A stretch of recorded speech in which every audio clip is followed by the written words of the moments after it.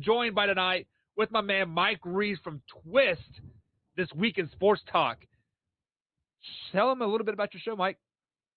Well, we started off with a nice fancy background for me, and on that Skype, it looked like I was in a downtown loft in New York. Now I'm just in my apartment in Minnesota, but yeah, Twist the Weekend Sports Talk, man. We three guys from the Midwest who talk shit to each other while bantering about sports, have some fun, play some games. Twist, I know Dylan from On and Off the Field didn't know it was an acronym.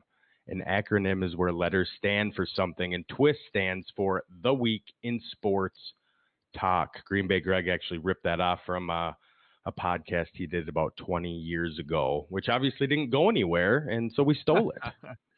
Wait, they actually did podcast 20 years ago? Yeah, fantasy football. They used to do fantasy football out of like the newspaper, and I don't know. It was weird times back then. Yeah. Now too, I guess. Isn't it weird how fantasy football did start like some people's like at a bar or something like that, but just between like I don't know, five or six friends, and it has literally blown up to a multi-million-dollar. Like I would say, fantasy football is more popular than baseball right now. To be totally honest, I don't agree with you much, Buck, but I 100% agree with that. Fantasy football is amazing. I love it. I'm in 5 leagues this year. I mean, like honestly. If we could have fantasy football without the NFL, I would probably be okay with the NFL taking a year off. To be totally honest, just me too. If there was a way to do it, yeah, 100%. Could be like simulate Madden games or something and like do scoring like. I mean shit. Why not? We simulate everything else, right? We go through the motions and left and right all the time whatsoever. Yep. So, like, guys, if you were on the YouTube page or the Facebook page, sorry for the technical difficulties. I had an updates on my computer. I was running tests on them all day. It literally worked. And then, of course, as typical live fashion works here, it doesn't work when it's time to go live. But thank you. Shout out to Green Bay Greg for letting us know that he could not hear Mike Reeves. And I believe his quote was before we left the other live stream was, "You could not pick more trash host." Mike. I don't believe that. I think that's gone forever now. So I believe it is still on the RTS Sports Network page. So damn it. I will have to quote that for next show here. So like we do have some bells and whistles that I like to play with from time to time. But Mike, we banter a little bit back and forth, and we were talking about the whole Breonna Taylor, George Floyd thing. That's just something that we can't have back because like sometimes those vibes are there, and then they kind of just disappear. And I don't want to like kill those vibes. So let's just go ahead and get into what does. How does that sound? Sounds great. Let's fire away. I'll start it off, man. Cool.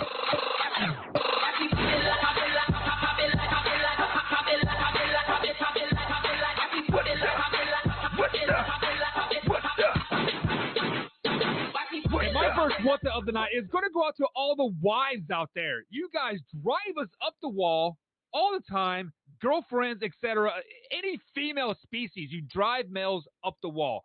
I am in the process right now of buying a house or maybe even building a house. I don't even know what the fuck I'm doing anymore because my wife says go left and I go left. She says, no, I mean right. And then I'm so fucking twisted right now. Leave me the hell alone. Figure out what the hell you want. And I want to tell you what for the rest of these 6 months that we are house hunting or building a house, where the fuck we're doing. What to all the wives out there that don't know what the hell they're doing. What the? And now she's happy.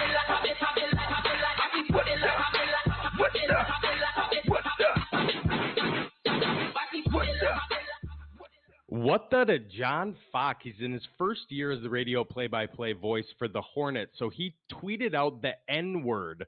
This guy used to work for the Timberwolves and the Lynx. He literally tweeted out shot making in this game, Jazz versus the N-word, who they were playing the Nuggets. So I can't have a worse what the. So he's indefinitely suspended, and good for him. I mean, Nuggets and the N-word don't even rhyme. They're not even on the same planet. So clearly this dude's a racist and had the N-word on the mind if he was just tweeting it out. So what the John Fox?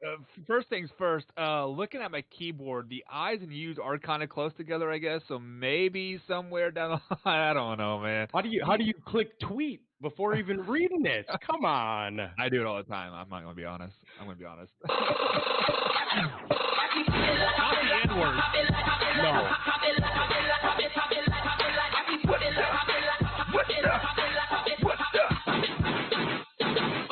My next what's of the night, it is going to go out to all these preschools out there. I have a 2.5-year-old son going to start school here in about a month.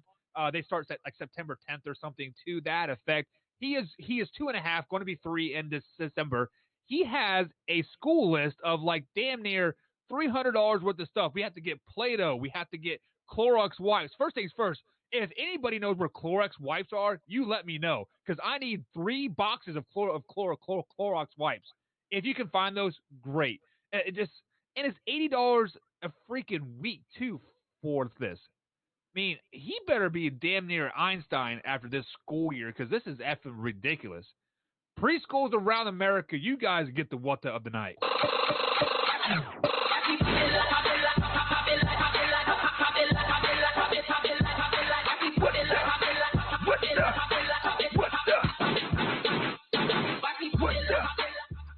My second what the night are the parents of the Big Ten players. They're seeking to make conference uncomfortable after the decision to postpone the football season. My mom tried to do this when I was in like 7th grade football.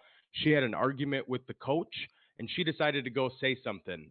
I was like, what the mom? You can't, you're a mom. Justin Fields came out and started a petition that had over 200,000 signatures in the first day. He's a player. He can go do that.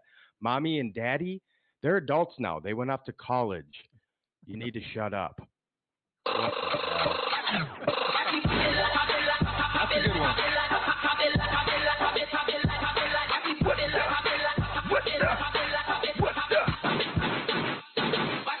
And my next what the of the night, I've been on this COVID train for the last couple weeks because it is really getting under my skin and really it's really just pissing me off.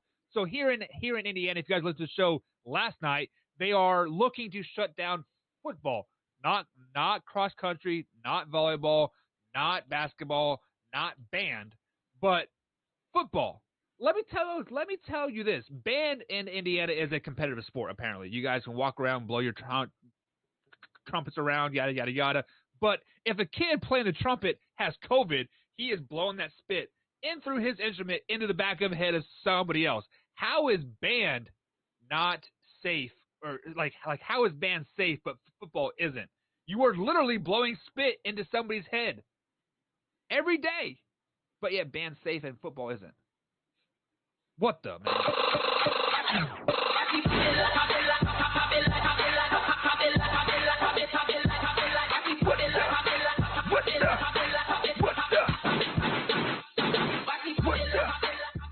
Maybe if you just put a mask on the end of that trombone, then the COVID won't get out on it.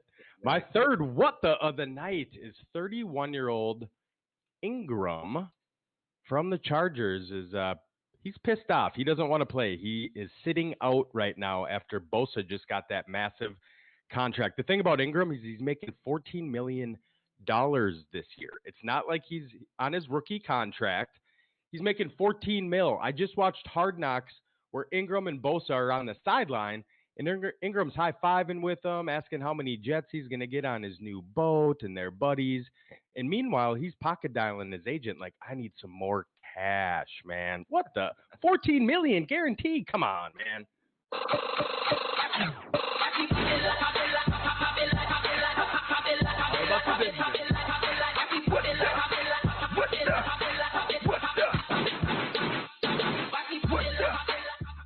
And my next what the other night is going to go out to Michael Holmes. He said, oh, my God, he hates the band members. I don't hate the band members. I just think it's bullshit that they can do their competitive sport, but football can't. What the hell is the difference? Football players are on each other for, 10, 20 seconds tops. Band members are blowing spit in the back of their heads for the 15 minutes during the halftime show. Come on. Without football, there wouldn't be a band competition.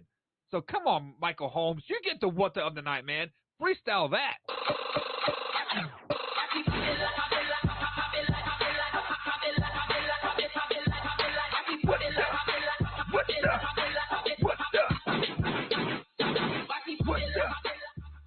Michael, you ever seen American Pie? Do you see what they do at band camp? Nobody hates band members, man. I don't. Come Hey, on. so just to clarify, I was a band geek in high school, like I was, and you guys are all fucking nerds. Every person that plays band is a nerd. Face it. Sorry, Mike.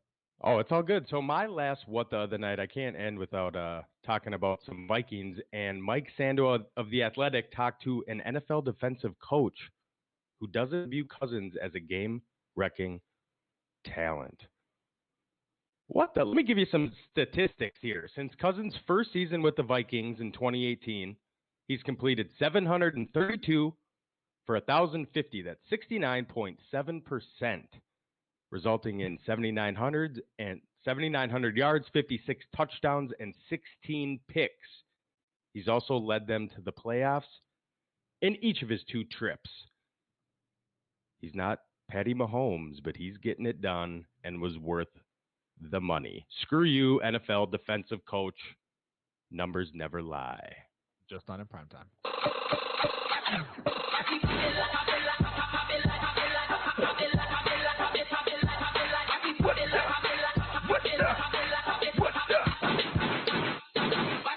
So since Michael Holmes caught me off a little off guard on my last what the, this will be my final what the of the night. The Royals and Reds postponed their game tonight because of COVID concerns, I believe, with Cincinnati, if I'm not mistaken.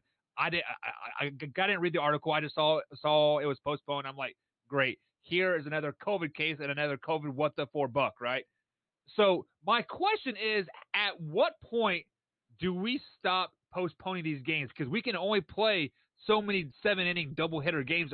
Like, are we going to make it down to 3-inning doubleheaders or triple hitters to like fit in the season? Because I believe they still wanted to get the season done before November, if I'm not mistaken. Because, like, let's be honest, you really can't play baseball in December in New York. I mean, that is already cold enough in November. Think about in December. I mean, baseball is a summer sport because we are outside. We're just standing around doing a whole lot of nothing. So this what the is going to go to Major League Baseball. Just stop postponing games and just start canceling them, or just maybe just should have had a bubble. Maybe, right? Yeah, bubble.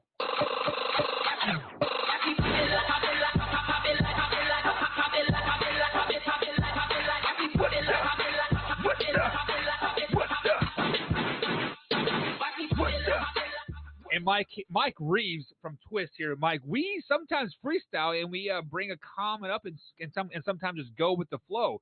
Dylan from On and Off the Field says the Cardinals have to play 44 games in 53 days with 11 double hitters. That is a lot of baseball. Now, granted, those double hitters are only supposed to be 7 innings, but what happens if they go into extra innings and whatnot? I mean, shoot, you're looking at a lot of baseball. Like, you are a Twins fan, right? Oh, yeah, 100%. If your Twins had to play 44 games in 53 days with 11 double hitters, as a fan, you can maybe be ecstatic, but these players are going to be wore the F out, aren't they? Oh, 100%. And that's the one thing I don't think baseball had it figured out when this all started was after the Cardinals and the Marlins, they get their cases. It's like, all right, well, now we're going to do 7-game doubleheaders with Guy on second. And like you mentioned in your it's like, what's the third tier? What's the next alternative for what they're going to be doing? Is it, I'd love for baseball to come out and say, if X, Y, and Z happens, this is what the plan is. And I really don't think they have a plan. I just think they're flying on the, seat of their pants. Yeah, I mean, Major League Baseball really had a roadmap to how to make the season work, because NBA came back before them, NHL came back before them, and they all had pretty contingent plans in place. And Major League Baseball was like, nah, we'll just do whatever the hell we want. And I mean, think about this. Yes, I see you guys in the chat here. That is murder for the rotation, for the pitching rotation, because most pitchers pitch about once a week, right? If you are playing 11 double hitters in 44 days, you are probably looking at 2 to 3 starts a week, like at that point in time. Yes, they're only seven innings, but you still got to go out there and pitch 7 innings. That is going to be tough. They should feel lucky, though, too. 44 days, it's like, dude, you're making millions of dollars for the next month and a half. Like, Go get Tommy John after this. Go throw the hell out of your arm. Stop bitching and just do it. It's literally 40 days. They should just have one inning per pitcher. Whoa, Mike, you are telling me that you want to be a professional athlete, put your life on the line for 44 days and go get Tommy John jersey? Tommy John surgery, it is potentially season ending because you saw that dude from Oakland. What is that little Chinese dude named that pitched and hit? His name's slipping my mind. I think he's for the A's, and he had Tommy John surgery 18 months ago, and he's still not back. Well, they need to figure it out like the NFL with ACLs. That used to be career ending back in the day, and AP came back and rushed for 2,000 yards after that. Like, come on, Well, AP is also a freak of nature. Well, he came back like 7 months or something like that. Like he is definitely 8 months, freak I of think. nature. Yeah, like that is definitely not the norm whatsoever. And Dylan Moran hit me with it. Yeah, It is Ohtani from the Angels. That's exactly who I was talking about. Thank you, Dylan, from on and off the field. And Michael Holmes says Tommy John is the career ender. Maybe 5-6 years ago. Now, like it is more like ACLs in the NFL. Like you heal about a year and you're back, right? Yeah. Yeah. So, I mean, yes, you do have those special cases like Ohtani from the Angels, or I'm trying to think of the closer for the Royals. It was Wade. Wade for our closer. He had Tommy John surgery, and we haven't heard from him since. I believe he got traded to the Oakland A's as well, and he's just been kind of SOL ever since then. But let's go ahead and move on. Let's move on to college football. You are a Big Ten fan, much as Green Bay Greg here. The SEC, as I know it said Big Ten, but we're going to transfer over to SEC. They released their schedule out today, and notably, earlier this week, there were many, over half Florida players said we aren't going to go to practice because we're scared of COVID. Now, Mike Reeves, you being a Big Ten nation, and you said in your what the parents are going to the Big Ten commissioner's office fighting for a season, and these Florida kids are like, nah, we don't want to play. What is really happening with Florida players? Are they scared to play their SEC season? Are they scared to get the 4 easy wins, just 3 easy SEC wins? This is what's really going on. This is what's different with college football and the NFL. NFL's grown men, right? They're professional athletes getting paid to do a job. College football, you look at like the Big Ten, like you mentioned, and these players like Justin Fields, who's the face of the Big Ten, probably the second best quarterback in the nation, who they're saying, look, I feel safer getting tested with my team and knowing all these things, and we want to play and we want to be a part of it. We feel safer playing football. And then you have the SEC. You have a team like Florida. You have a team like Syracuse who is doing this too, where it's like, oh, so we're going to play. Well, we don't really feel comfortable. These are just a bunch of punk-ass kids who just want to make an excuse about some bullshit. It's like, put your piece of paper up to your face there, 2 sheets of Chinese paper, and call it a day and shut the hell up. Yeah, see, like that is what's different between the SEC, the Big Ten, and the Big 12. The Big Ten is smash mouth football. This is all those kids know, like up there. Cold weather, the smoke coming out of your mouth, playing in November, playing in December, punching people in the mouth over and over and over. And these Florida kids, they just want to go to the beach and hang out. Let's be honest. Like if I was in Florida, that's where I would want to be. Feet in the sand, a margarita in my other hand, right? That's exactly what I want to do.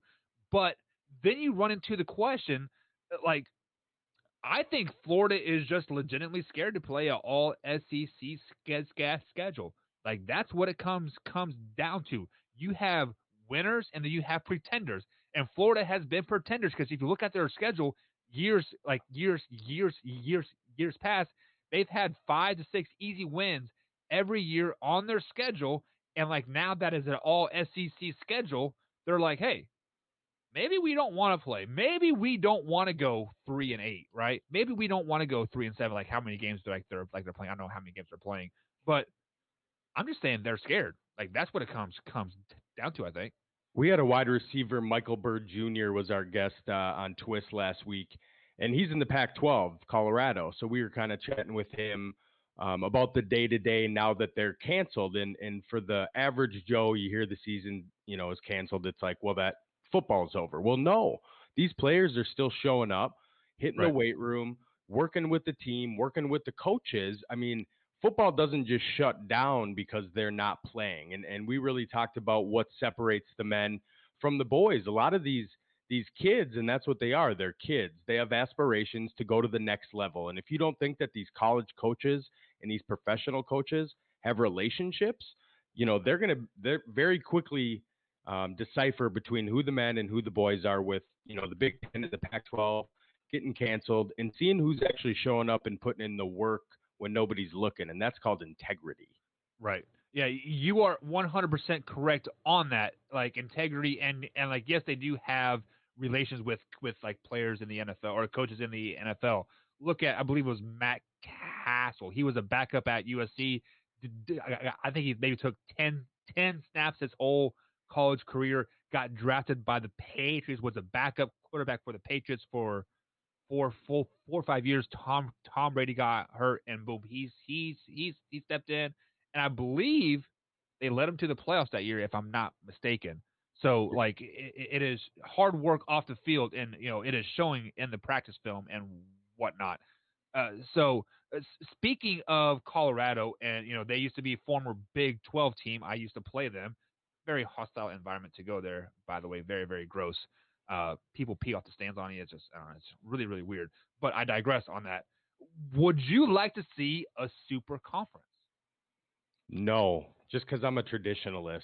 Nebraska came out in the Big 12, and it's like, well, we're playing, so we're going to go talk to these other conferences and do what we do. And they shut up real quick because they're getting tens of millions of dollars pumped into that. In the Big Ten Conference, they'll see you later, Nebraska. I mean, they don't have any time for stuff like that. So no, Well, I don't. Let me stop you right there on that one. Let me stop you right there. Because yes, Nebraska come out with that tune saying, yes, we are going to play a season, but Ohio State and like Iowa and I believe Penn State were saying the same tune. But the Big Ten was only singling out Nebraska on that because Ohio State, because the Big Ten needs Ohio State. So let's say Ohio State goes and plays an SEC schedule to take Florida's spot, right?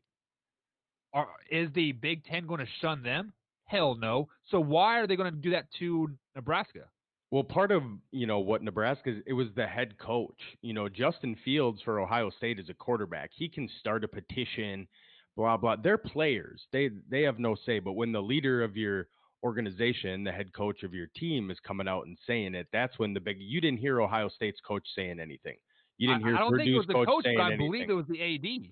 The AD said that they wanted to play.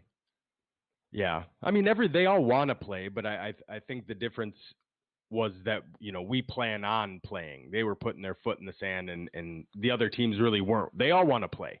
I mean, they've made that, extremely clear. I'm surprised that PJ Fleck, head coach of the Gophers, I haven't heard a peep, out of them. And I just think he's pretty outspoken, isn't he? Oh, I love PJ Fleck. And it's a big year for the Gophers, man. We've been nothing for years, and we're finally coming in this year, ranked 18th. So if you look at a Big Ten who's not supposed to play, how does that work rankings-wise? Let's see the SEC and these other power conferences play, and then the top 25 comes out next year. Does that push us all the way out, all that hard work last year? I mean, I need people to tell me things, man. I'm over here sweating. Yeah. I mean, like, I gotta even think about that, like, because they are the the Pac-12 and the Big Ten are saying that they're going to play a quote spring schedule, right? But they're going to play in January and February and March. I believe it was.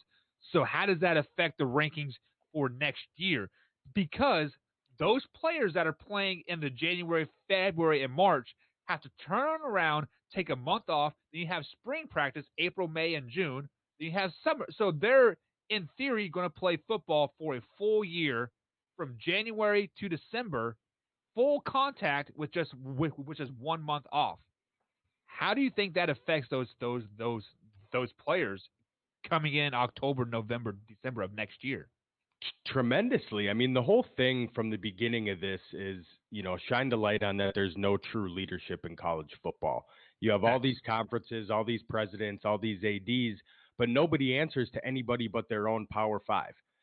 So there's no fluidity, there's nothing going on, and it's ruining college football for this year, for next year, for the NFL draft, for these players that are opting out. Rashad Bateman, as soon as all this was going on, I mean, he's a projected first round wide receiver, so he opted out. He's like, look, I'm just going to focus on the draft. Makes sense.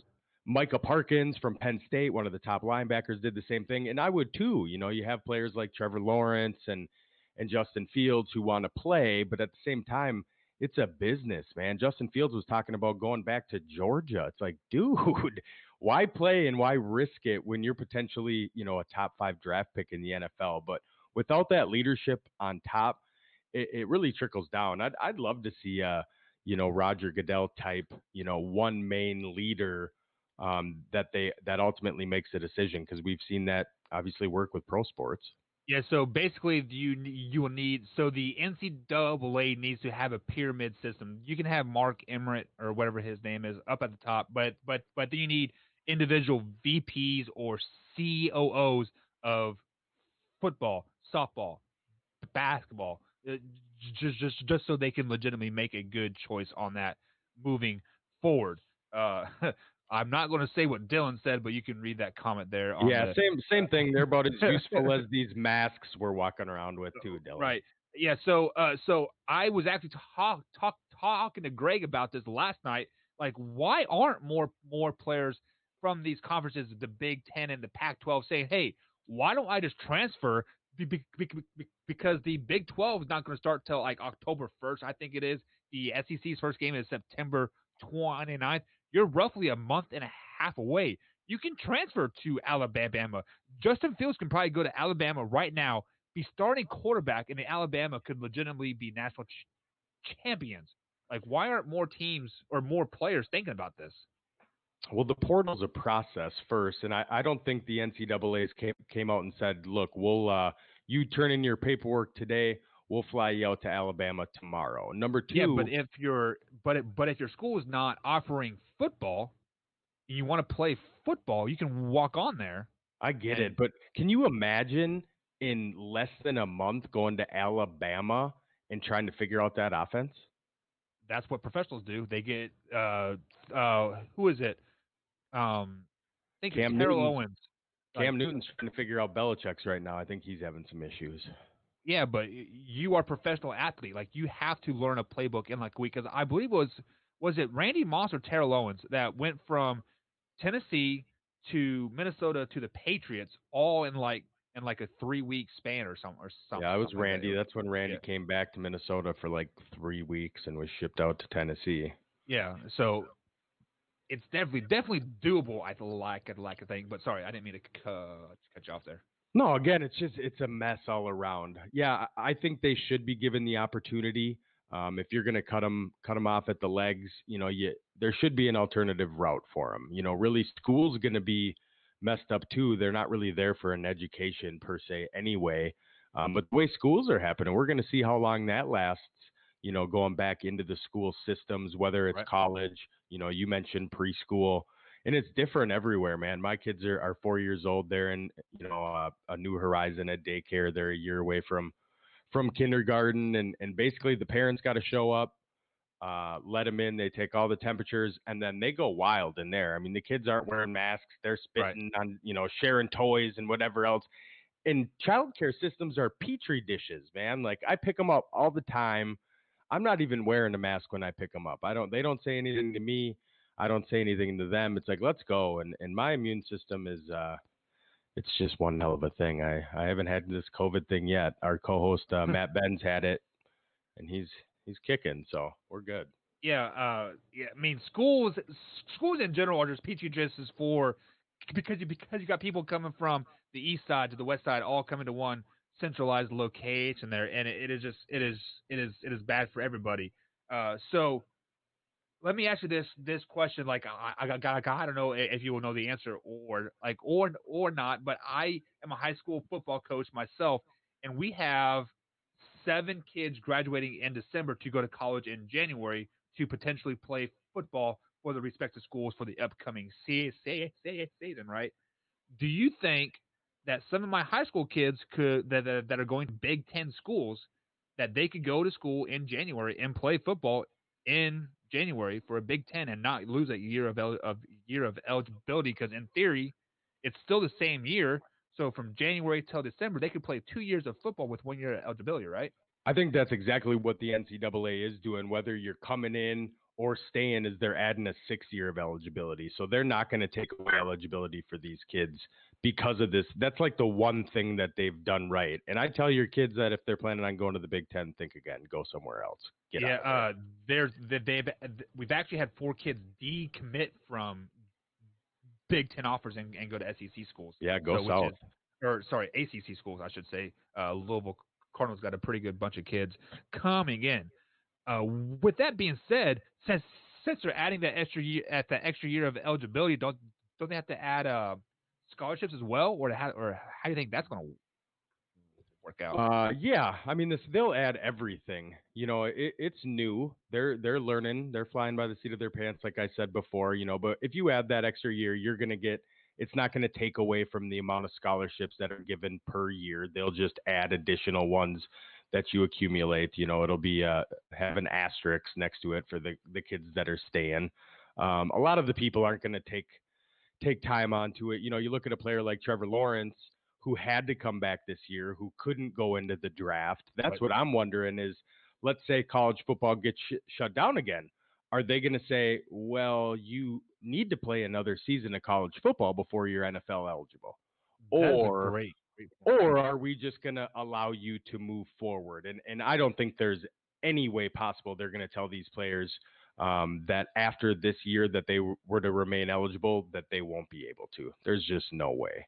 That would hurt the NFL so much for that. Dylan, if you were listening pre-show here or before we started the show for like the third time, I don't have all my fancy bells and whistles tonight, so there's no keyword tonight. So if you would tune in earlier, you would have seen that. But moving on, Mike, you used the keyword asterisk there, and that was a perfect transition of what we're going to talk about next. We are putting an asterisk on the 2020 season here on the man hour for NFL for football, for Major League Baseball, for hockey, for basketball, like a lot as well. And COVID has kind of all taken us like a step back and kind of angry at like everybody. But Mike, is this not the best time of year of sports ever? We have all 4 major sports possibly going to be playing for the next 3 months or like 2 months. So we literally have sports every night. For not having sports forever, we have different sports every night. Is this not the best time ever right now? It's great, man, to keep us locked down for months and months and months with nothing going on. And you know it. You put together a show, you know, every day. Twist is once a week. You know, I was trying to get real creative there because I refused to shut the show down because there wasn't any sports. So, I mean, really, we had to shine through that and do it. And even sports centers and stuff. I mean, I couldn't even turn that stuff on anymore. We had to really have some fun and ramp it up. But yeah, yesterday, the NBA, ESPN was promoting a quadruple double. I mean, the games are starting at 12:30. I get TV at work, so I got YouTube TV up at 12:30 watching the NBA playoffs. We got baseball. We got hockey. We're about to have football. I watched the Minnesota Vikings practice yesterday while watching an NBA, playoff game. So, yeah, it does suck with everything going on, but if you're a sports fan, to have, two playoffs going on right now, baseball with a shortened season, they'll be diving into playoffs soon, and, the king of it all, the NFL, kicking off here in less than a month. It's a beautiful, beautiful thing if you're a sports fan. And if you're watching us, you are. Yeah, I mean, like it is almost overwhelming that there are so much sports happening because usually like if it's hockey season, I like to focus on hockey, and talk a little hockey. Baseball season, talk a little baseball. I don't know what to talk about. I mean, do I want to talk about baseball? Do I want to talk because let's say you don't talk about Major League Baseball for 2 days. I mean, the Yankees can go from first place to last place in a matter of 3 days, and then all of a sudden you're like, whoa, what the fuck just happened, right? I mean, shit. So it is definitely a very exciting time of year and very stressful for like me because I don't know what to focus on, to be honest. But I'm It's pretty almost like excited. a sports whiplash. You know, one day we're sitting there watching a bags Right. tournament on ESPN, and then the next day we got four sports going on. I mean, we do Right. bets on the show all the time, so we were going from betting on, you know, the Spanish Premier League and Russian baseball, you know, throwing a dart in the dark, to actually being able to bet on actual sports. You know, I don't know these Korean baseball names or Spanish Premier League teams, and hell, I can barely get bets right on Major League Baseball. So at least I know the Right. players in that one. Yeah, yeah. I actually kind of envy because like I go to work early, like 4 or 5 o'clock in the morning, and I actually kind of enjoyed like pulling up my computer at 4 o'clock in the morning, tuning into ESPN, and actually seeing like a baseball game on there. It was actually kind of cool, and like how they're I think they're broadcasting from their houses with like Carl Ravish and like those and like those boys. Those guys are true professionals that they can broadcast from their house and they feel like they're in this and it's just a vibe they got. It's just very very very cool. So let's go ahead and move on to the NFL here. You are a Minnesota Vikings fan. You talked about Kirk Cousins. Let's talk a little bit about fantasy football. Normally, we don't talk too much fantasy football here. I like to keep it real life, but let's be honest, fantasy football is God if you watch football at all. So, give me a few quarterback sleepers this year that you are really looking to steal in your fantasy drafts this coming year. I think your sleepers are the rookies. You know, Joe Burrow isn't just your typical number one overall pick coming into a situation where, yeah, they were the worst team in the league last year, but they really got a lot of weapons. You know, they AJ Green, I believe, got injured today or yesterday, if I'm Yeah, not mistaken. shish. So we don't know about him, but they got some receiving weapons. Joe Mixon, you know, he's not some 20-year-old punk coming in the league. He's 24. He just came off, you know, a historic season in the NFL. You know, you talked a little yesterday about the Kyler Murray, not really a sleeper. He kind of worked his way up. He's a top six running back right now. You look at the progression of the quarterbacks, and your top six, seven quarterbacks are all, you know, black quarterbacks. They're mobile. They're, you know, it's not the old Peyton Manning, Tom Brady NFL anymore. It's Right. evolved and changed, and it's a faster paced game, and I love it. I'm excited. So there's a Josh Allen. You know, if you look at Josh Allen, I drafted him as my backup. And when you look back at the numbers, you'd never know that he was the seventh ranked quarterback last year. You know, Really? he does seventh ranked, and he's projected, you know, again in that 8-9 spot again this year. So for the people that are taking your Patrick Mahomes and your Lamar Jackson, they went in the first two rounds of our league, and they get those guys. You can really sit back if you look at the statistics every single year, unless you get a Patty Mahomes who throws for 5,000 yards and 50 touchdowns, or a Lamar Jackson who throws for 28 touchdowns, you know, over 1,000 yards receiving. I mean, Right.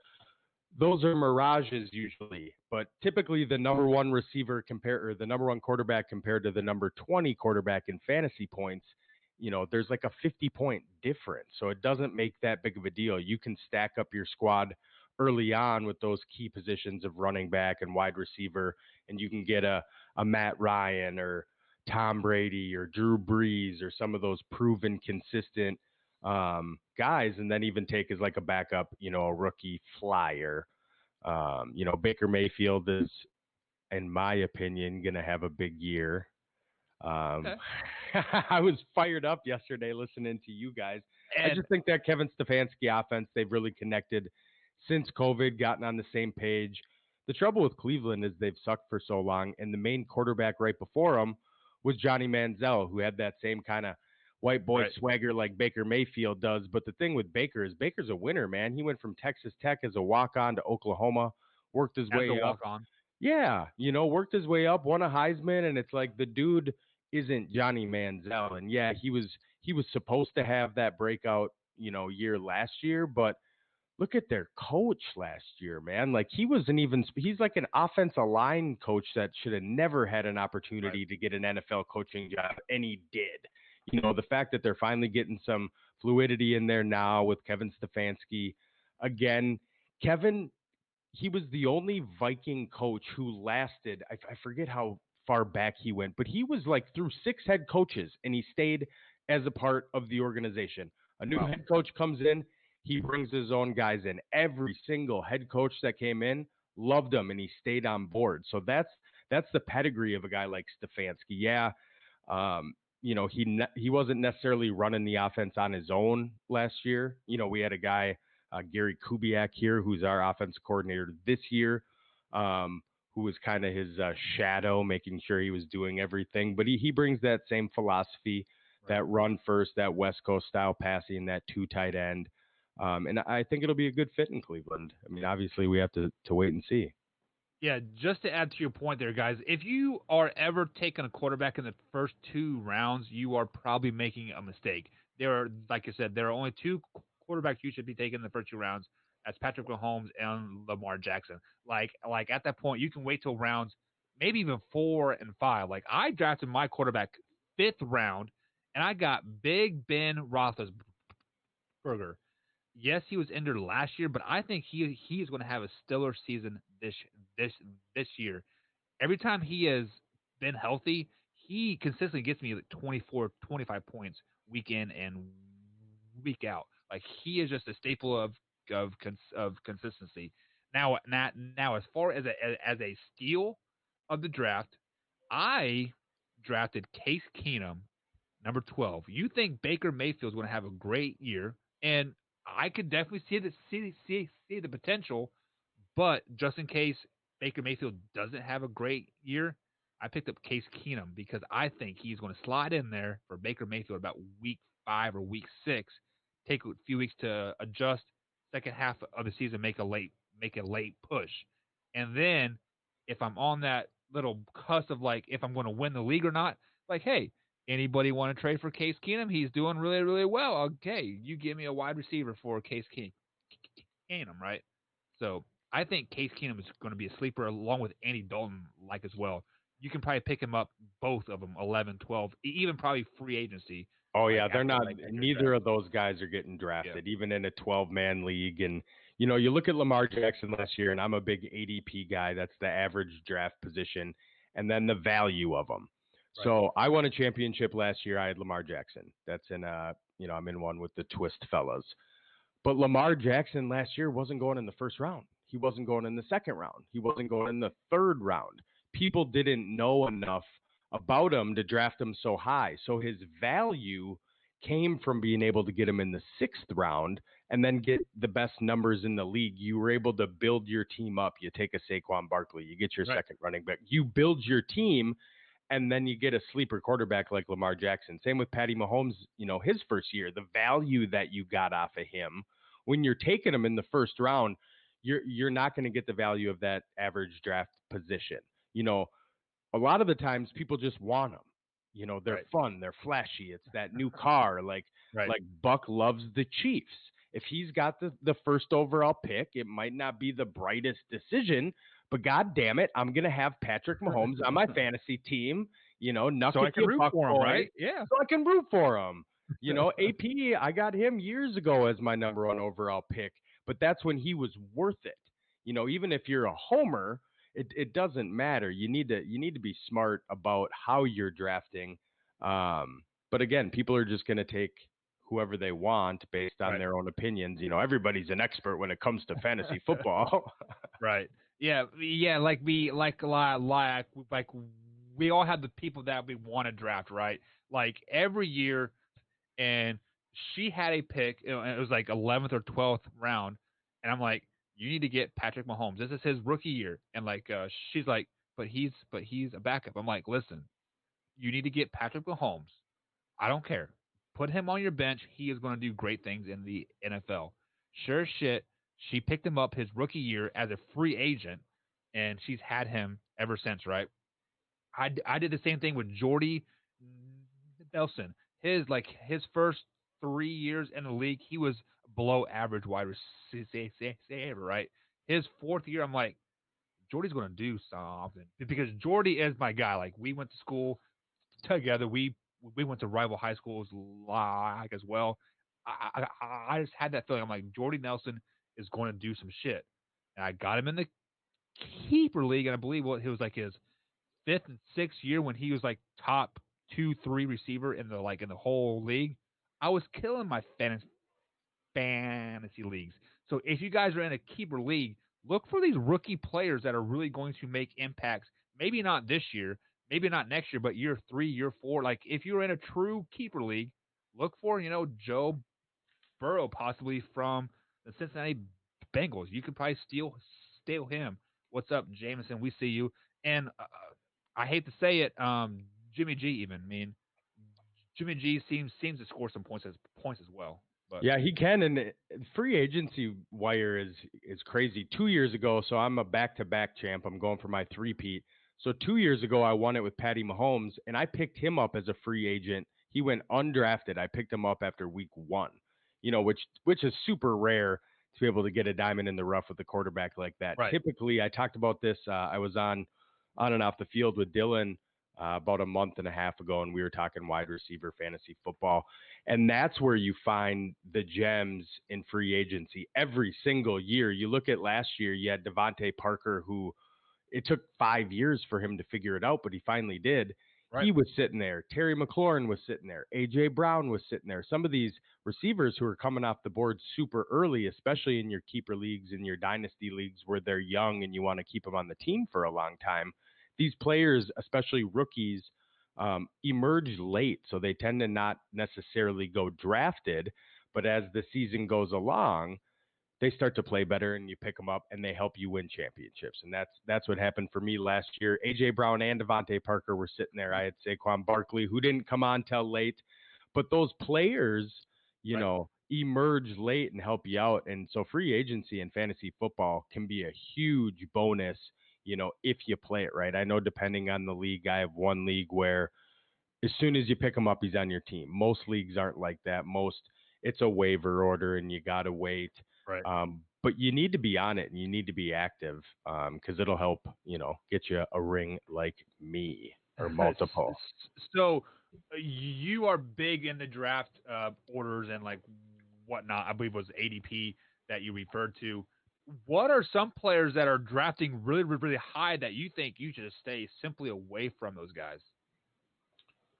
Oh man, I mean David Johnson is up there. You keep hearing about Bill O'Brien that he traded away his biggest guy for him.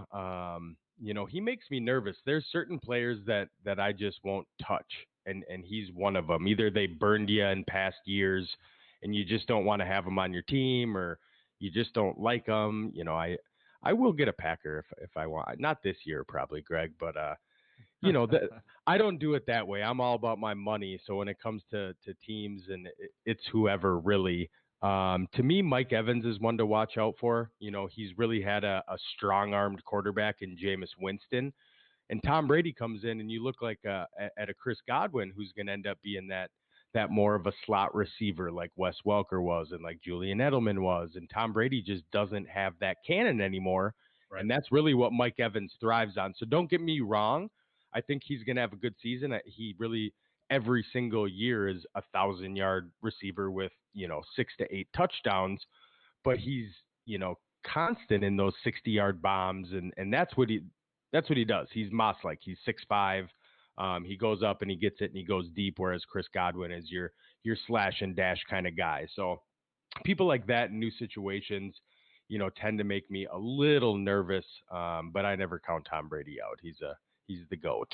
Yeah, every time you count Tom Brady out, he wins another Super Bowl, right? Yeah. That just seems like how it seems to work. Now, I'm gonna drop a name. People are gonna hate me for it, and people already do because I spill facts and they don't like him. But I'm gonna put out the name Lamar Jackson, not because he isn't going to score you a lot of points.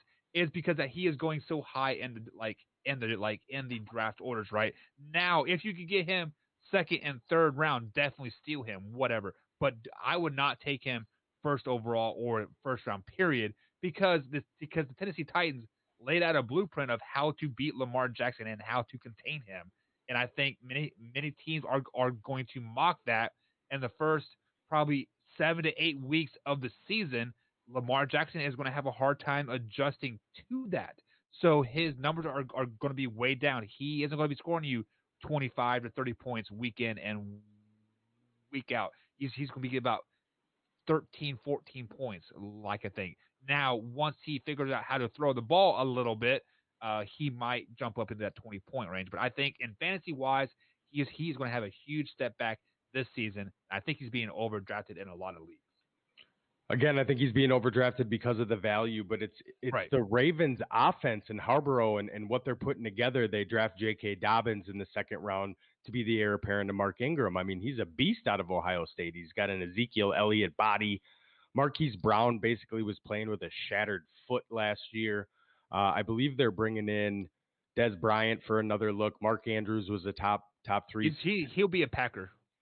I know you've said that, and I don't know. We'll see, but the thing is Michael Vick was a scrambling quarterback, right? One of the fastest quarterbacks, one of the most, elite running quarterbacks we've ever seen.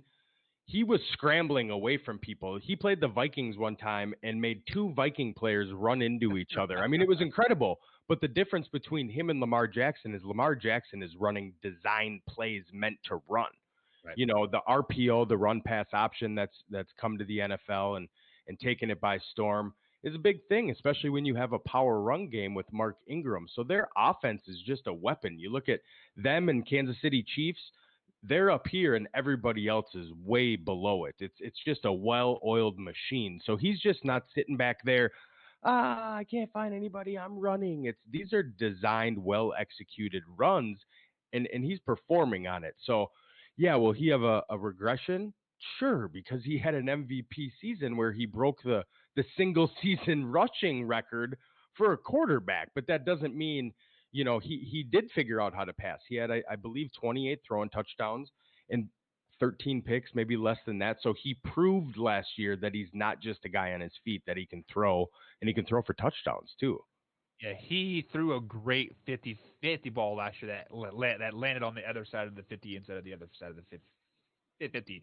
But only time will tell for Lamar Jackson for this season. Mike, before I let you go, who is your Super Bowl pick for this 2020 season? The Chiefs, 100%. You think the Chiefs are going to go back to back?